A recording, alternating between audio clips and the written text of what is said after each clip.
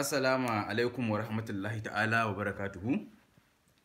Sunana Sani, wanda kuka fi sani da N Papa, darakta a masana'antar tace fina-finai wato Borneo Boys Film Production. Masoyanmu, ina mai ba mu haƙuri, ina kuma mai baƙin cikin sanar da mu cewa wannan sabon series ɗin da muka fara sakar muku Alhamis ɗin da ta fice wato na shiga damuwa.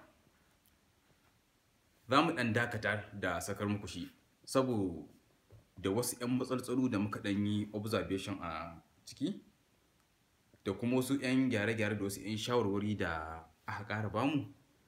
Don haka yanzu za mu dakata da sakar muku shi har sai mun zauna mun kammala gyaran matsalolin da ɗan kurakuran da muka samu a ciki, an kuma sake masa sabon editing ta yadda ku kanku masu kallo zai ƙayatar da ku, za kuma ku faɗakantu, ku ilimantu, ku kuma nishaɗanta a cikin shi series ɗin na shiga damuwa. Masoyanmu, ku ci gaba da yi mana subscribe da kuma danna mana alamar ƙararrawa, sannan ku kasance da bibiyar mu a YouTube channel ɗinmu wato Borneo Boys Film TV. Nan ba da jimawa ba za mu yi ƙoƙari mu ga mun fara sakar muku wannan sabon series ɗin wato na shiga damuwa.